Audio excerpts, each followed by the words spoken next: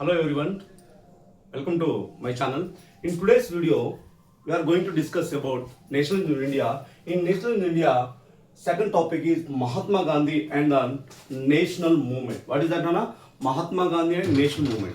In our previous class, we discussed about the First World War and the growth of nationalism in India.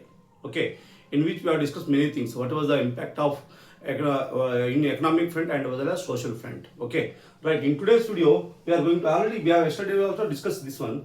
What is that? So Mahatma Gandhi and the principle of Satyagraha, truth force. What is Satyagraha? Resistance through the truth and the non-violence. Coming to the ahimsa, non-violence, avoiding violence while opposing injustice. So these are the two principles which was devised by or discovered by Mahatma Gandhi. Okay, these are called master. This is new methods of mass struggle based on the principles of Satyagraha and Ahimsa. Already we have discussed this. And what is the importance of these two principles? For the first time, ordinary Indians also became a participant in the freedom struggle. Now coming to this next slide. Okay, sorry, this one. So yeah, so Gandhi's third part, early Satyagraha. Right. So, what is Satyagraha? We all know that. What is Satyagraha? Resistance through truth and non-violence. Okay. Now, coming to this early Satyagraha movement. So, we have three movements: Champaran, Kheda, and Ahmedabad mill strike movements, where Gandhiji actively participated. And before going to discuss about the Champaran Satyagraha, let me take you into the Gandhiji returned from Africa in the year 1915, January 9. Okay. They were, yeah. So if you look at this, Gandhiji's, right, okay, right, right. Now, so this is India. This is India, right? This is India, right? So Gandhiji came from South Africa. Gandhiji came from South Africa. Here he came from South Africa. But Gandhiji's home state is Gujarat. We all know that. So he came in the year 1915, January 9th, right? After coming, Gandhiji was invited by Indian National Congress Party and leaders to join the movement, to join the party, to fight for India's freedom struggle. But Gandhiji is very much popular in Africa at that particular time, because most of the Indian leaders know that about the Gandhiji's contribution in South Africa, how he fought against injustice done by the British people in South Africa. We all know that. Then coming to this, Gandhiji took a bold decision by thinking that he wanted to understand the India first. How you want to understand India? Because India is two types that particular time. We have urban India as well as rural India. So majority of the population, if you take 100 people, out of 100 people, 90% of the population are living in rural India.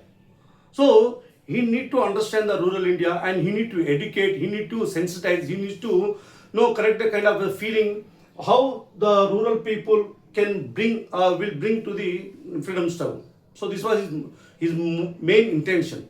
So Gandhiji took a journey to from Gujarat to Bombay. Then he came to Goa and Karnataka, then Kerala, then Tamil Nadu, then Andhra Pradesh, Telugu state. Then he went to Orissa, then he went to Bengal, then he went to Bihar. The moment he went to Bihar, one agitation is going on in Bihar, the place called Champaran.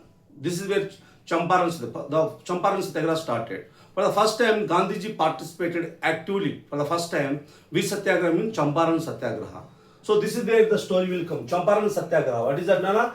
Champaran Satyagraha. In the which year? 1917. So almost from 1915 to 1916, 1915 to 1916, 1916 to 1917. For the period of almost 2 years, Gandhiji was extensively touring across the India to understand India in a better way, to get the first-hand experience with the rural masses, okay, with the rural people. So that is the reason why he mingled with the common man, with his attire also, with his dresses also. Okay, he didn't have shirt on his body also. Just that white pancha and all these things only. Right. Now, if you go back to our main slide, no. Yes. So, a Champaran Satyagraha which was started in 1917. So, Champaran is a place which is there in Champaran is a place which is there in Bihar. Where the Champaran is located in Bihar. Today, Bihar.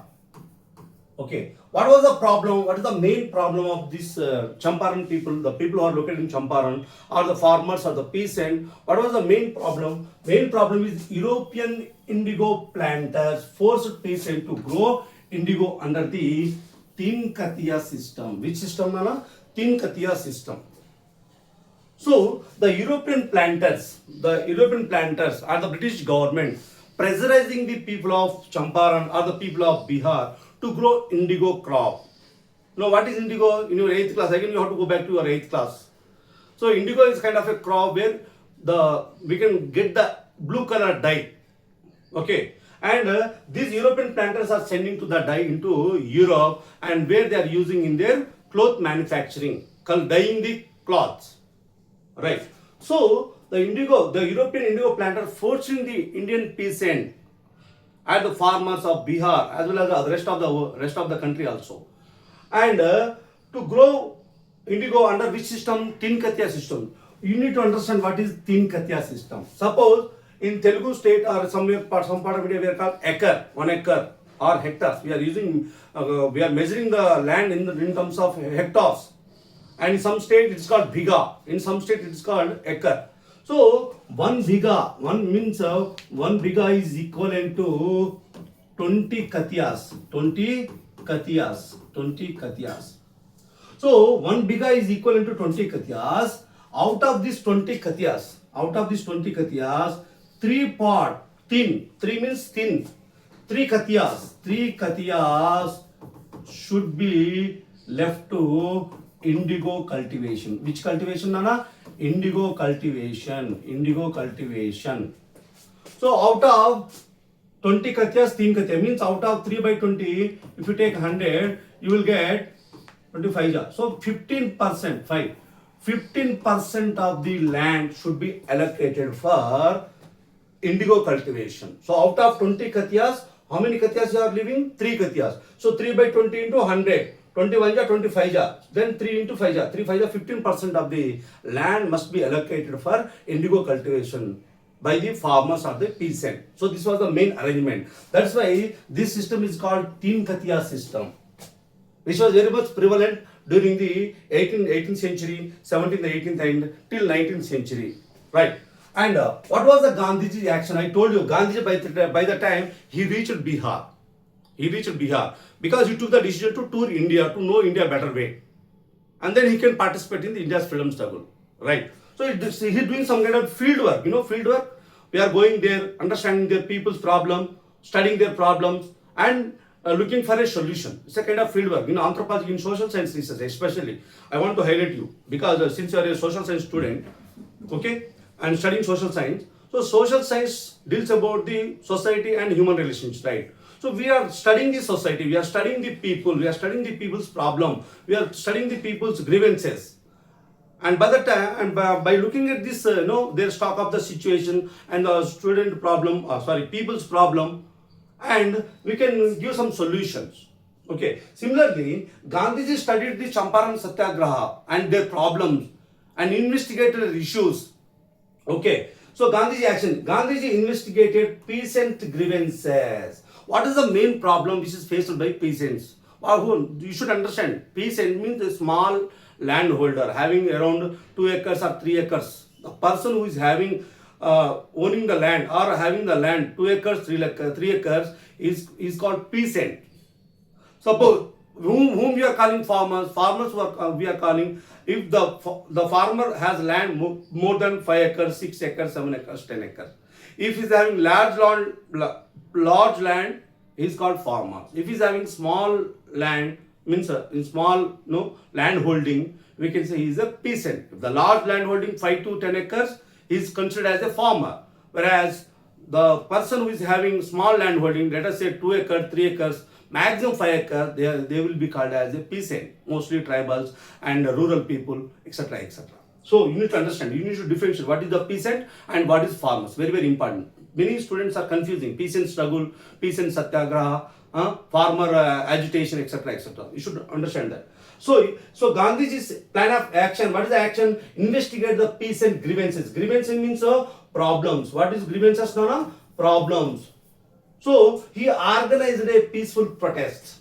So I told you the Gandhiji's method of struggle is Satyagraha is principle of Satyagraha. Rowlatt, Satyagraha and Ahimsa. So these are mass methods, Gandhiji's.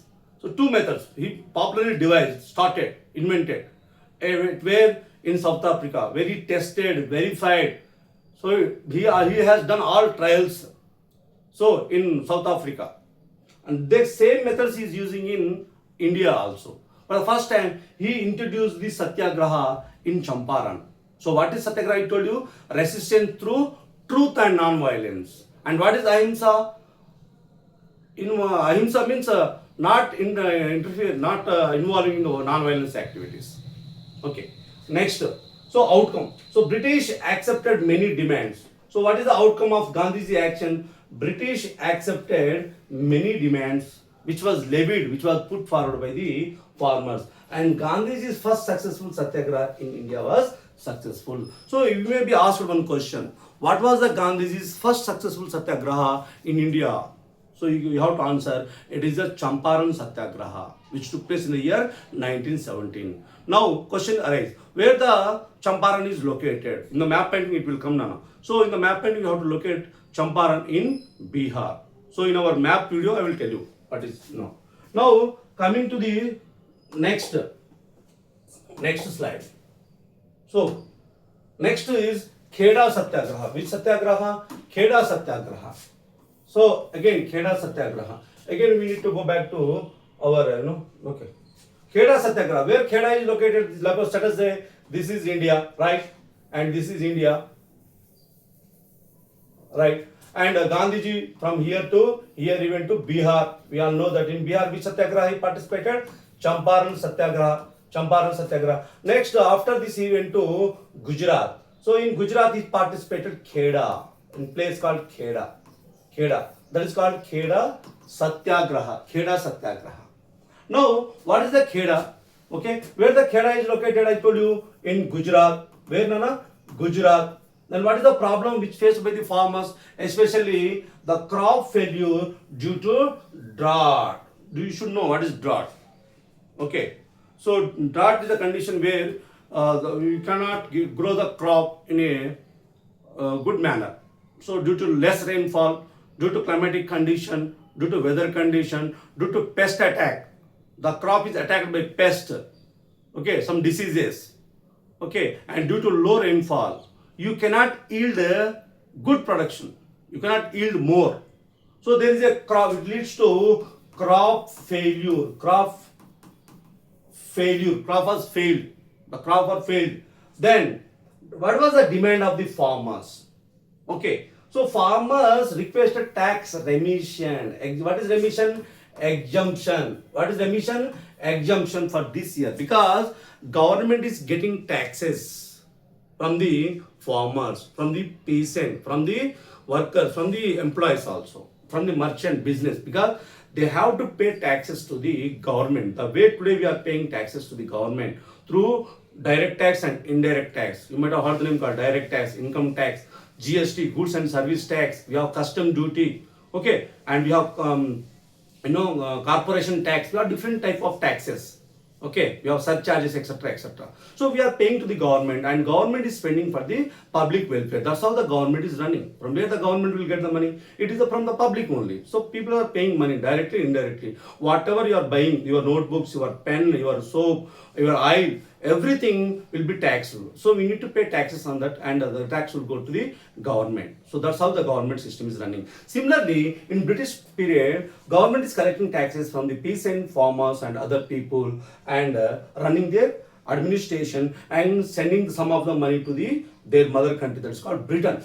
Now So in Kheda, crop was failed. Crop, there was no adequate, there is no much production of the crop. So in this regard, what happened? So the farmers staged for dharna because this year we didn't get the much yield or good crop, good yield or good production. So we can't able to pay the taxes. So this is where Gandhiji came to know that.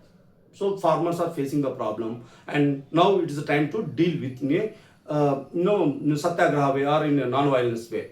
So crop failure due to drought, and I told you what is drought condition, farmer repeat tax emission, outcome. So government, so Gandhiji involved, and government suspended the revenue collection, means exempted revenue collection for that particular year.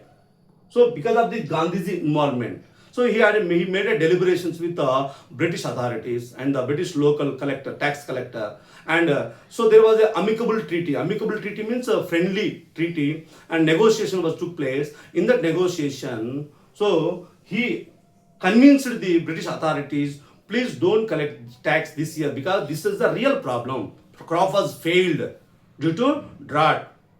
Okay, so now. So next one, the third Satyagraha participating Gandhiji is called Ahmedabad mill strike in 1918. Even Kheda also 1918. Kheda Satyagraha, very very important from your examination point of view. Map painting, Champaran. So Champaran is here, Kheda is here, and Ahmedabad mill strike is here. You need to understand. First you need to understand. In the map painting, I will tell you in detail. So Ahmedabad mill strike. So you have to follow shadowing technique. Whatever I am saying, you have to say with your mouth, repeat it. So very very important. Once and twice, thrice, if you repeat it, it will go to your subconscious mind. Just watching and writing and forgetting, it won't give you the good marks and good knowledge. So education is nothing but knowledge, skill, and which will empower you. Don't look for marks, look for knowledge. So next, Ahmedabad mill strike. Ahmedabad. Where is the location, Anna? Ahmedabad. What is the issue? Workers demanded higher wages. So do you know what do you mean by mill? Mill means any factory. Mill means what, Anna? Mill means factory. Maybe rice mill, dal mill. Okay. We have various industrial production. Mill. That's called mill. So they are talking about, I think, cotton mill. What is that? Cotton mill. The people who are working in cotton textile industry mostly. Okay, because Gujarat we are known for cotton, Surat, Ahmedabad. So they are known for cotton manufacturing goods because most of the cotton mills were located in Surat. Okay, and mostly Gujarat, now Kanpur and other area. So the cotton mill, the Ahmedabad mill strike done by the workers. Well, what is the workers' demand? To increase their wages, increase their salary. What do you mean by wages now? Salary. Because they are working, since many years they are working, but there is no hike, there is no improvement in salary. There is no improvement in their wages. Okay, wages means salary. Day to day money. They are working and they have to get money. So wages means we can say salary. So means since they are working in the factory, they will get salary after the 1 month. Okay, so the wages. So what is the method followed by Gandhiji? Gandhiji used fasting and negotiation. For the first time, Gandhiji staged for fasting without taking food, without taking water. He sat for fasting. He staged for dharna, like in the Satyagraha. And Gandhiji fasting and negotiation. Same time, he negotiated with the factory owner. Please increase the taxes, increase the wages of the workers who are working tirelessly.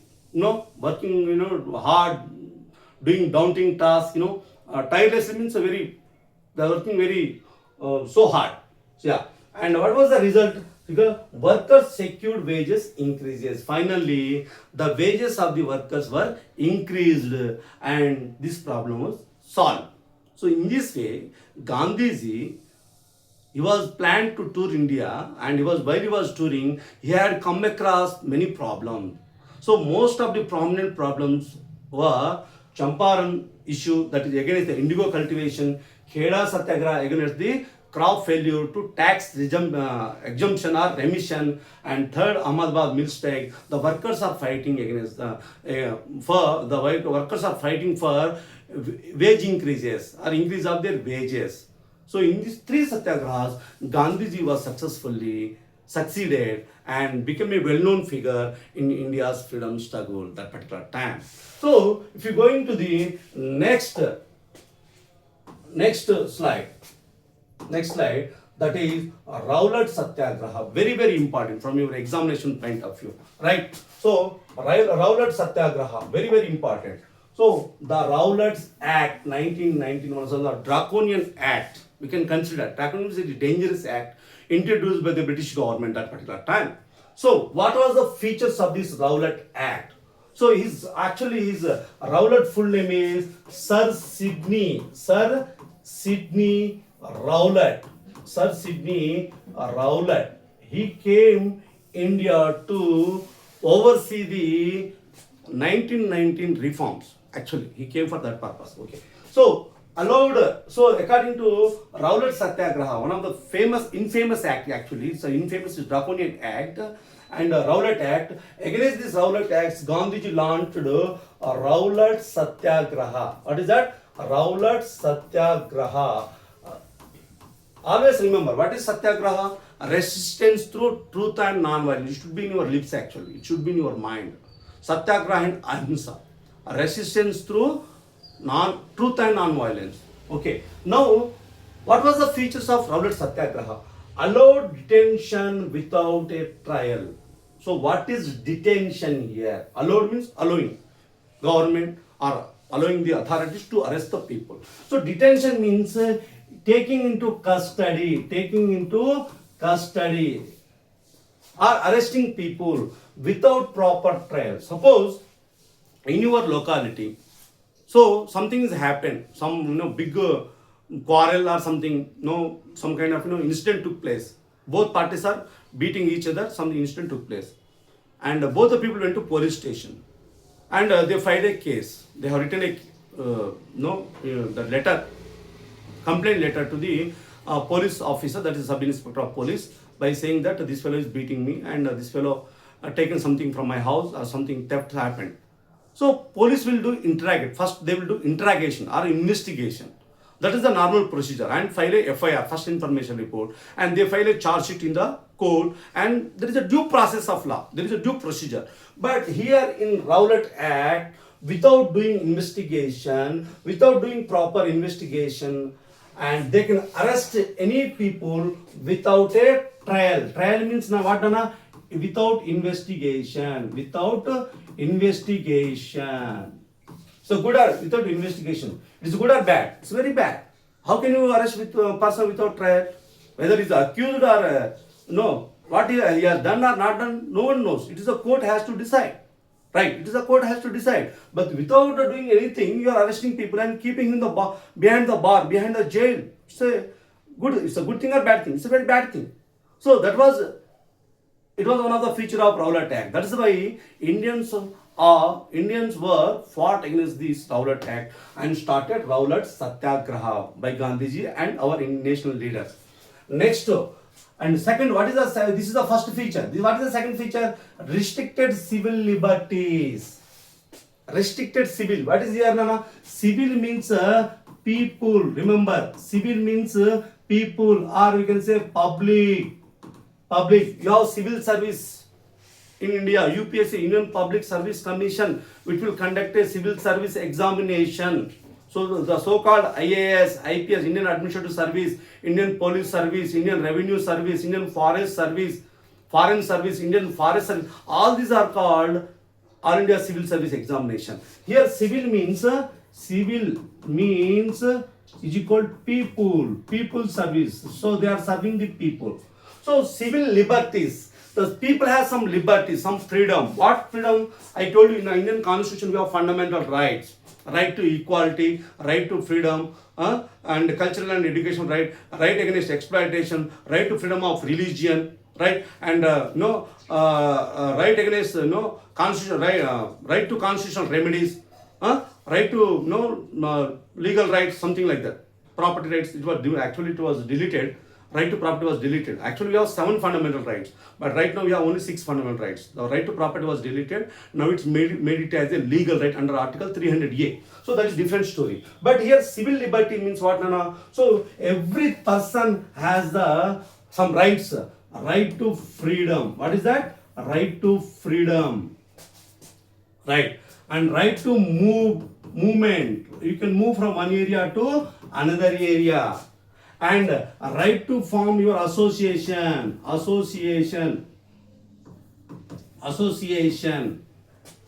and right to freedom, right to move, right to form your association. So these are called your fundamental rights, your liberties.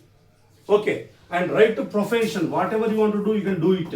Right to profession. So all these liberties were curtailed due to which act? Rowlatt Act. So good or bad? Very bad. So how can, without proper trial, how they can arrest the people? When they arrest the people and keeping him into jail, putting him into under the bar, so it is they are curtailing, they are restricting your liberties. You can't move, you can't talk. Since you are in jail, how can you move? So these are against the civil liberty. That's what which restricted the people's civil liberty. Third aspect, increased the police power.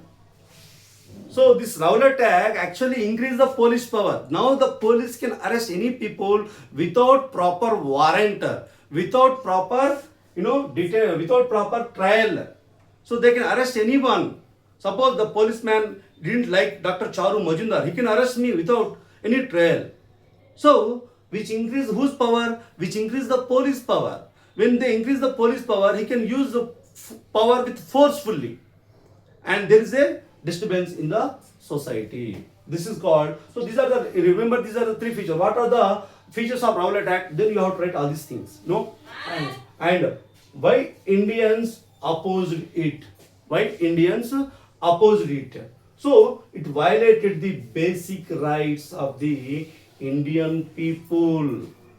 So it violated the basic rights of the Indian people. So what are the basic rights we have? I told you.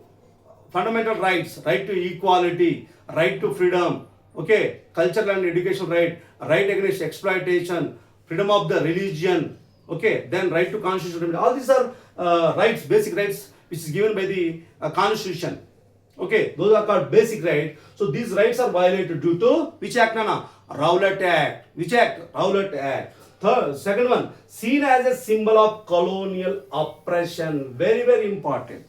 Is seen as a symbol how the colonial government is oppressing the Indian people, how it is ruthlessly exploiting the people, how it is taking your rights, your freedom, your everything, taking away. So colonialism, I told you, what is colonialism? It is the political and economic control of one country over the other country. So India became a colony of Britishers. They came India for trading purpose. They have taken our territory. Now they have taken our country in their hand and ruling the people unjustifiably.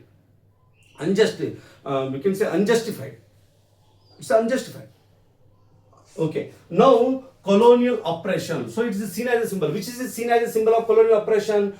The Rowlatt Act. So then Gandhiji response. How Gandhiji responded? Because it's good or bad. All this, they are allowing detention without trial, arresting people, restricted civil liberties. They have taken over freedom, movement, association, profession, and they have increased the police power. And why Indians oppose it? Because it violates the basic right. What are the basic rights we have? I told you. Then seen as a symbol of colonial oppression. And what was the Gandhiji response? And what was the national leader response? So national wide hartal. I told you in the keywords. Hartal means strike. What means hartal, Nana? Strike. Strike means dharna. Dharna. And was organized by our Indian leaders, especially who played an instrumental role in this Rowlatt Satyagraha, Hartal and all. It is the Gandhiji and Indian Congress leader. Now we are moving to next slide. So Jallianwala Bagh massacre. What is the another name? Jallianwala Bagh massacre. Very, very important. So when the government introduced the Rowlatt Act in 1919, and in opposition to that, there is one more satyagraha is taking place, that is called Rowlatt Satyagraha.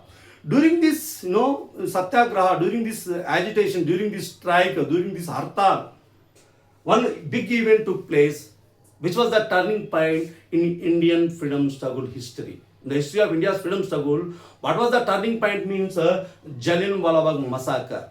I will tell you. So Jallianwala Bagh place is located in Amritsar. Where it, Nana? Amritsar. Where the Amritsar is located? Today in Punjab. Okay. What happened? Massacre. You should understand. Jallianwala Bagh is a place, right? Jallianwala Bagh is a place. Where Amritsar. Where the Amritsar is located? Punjab. Okay. Punjab capital is Amritsar. We all know that. Now what happened? Massacre. What do you mean by massacre? Massacre means mass killing. What is that? Mass killing. Killing hundreds of people. Killing thousands of people. That called massacre. Mass killing. Okay. So Jallianwala Bagh massacre, location Jallianwala Bagh in Amritsar. I told you what happened actually. So thousands of farmers, thousands of villagers, thousands of peasants were gathered peacefully in one of the playground, and General Reginald Dyer ordered the troops to fire. So thousands of people, near hundreds and thousands of people gathered on a Baisakhi day in one of the playground. The playground has only one entrance, only one door. So people, they can open, people will come, and through the door only people will exit. Entry and exit only one door. So that time that martial law is going on. The people didn't know about the martial law. What law, Nana? Martial law. Very, very important. Martial law means we can say today it is called military law. What is that law? Military law. When the emergency is going on, so because why emergency is going on? Because our Indians are fighting against the Rowlatt Act and launched the Rowlatt Satyagraha by Gandhiji and INC leader, Indian National Congress leader. It was seen as a symbol of colonial oppression. It was not a, taking the people's right of people's freedom, okay, increasing the police power. We have already discussed it. Now the people are fighting when the Satyagraha is going on. So hundreds of people gathered in the one playground, and according to martial law, people should not gather as a group. They should not assemble as a group of people, like 5-10 members should not gather one place. So you might have heard the name called 144 section. So when the elections are taking place, when any untoward incident happen anywhere in India, the government or the police authority, the administrative, the who is taking care of land order, especially the police authority, will pass the 144 section. According to 144 section, people should not be seen as a group. 5 members, 10 members should not see in one place. Individually you can go, but should not be group. So if you go as a group, there is a chances of clashes. There is a chances of clashes. So in order to avoid that violence, in order to avoid that classes, government or the police authority or police administration will introduce the 144 section. So according to 144 section, people should not be gathered as a group. They should go as an individual. They can go and they can buy whatever you want. So here what happened? The people gathered in groups.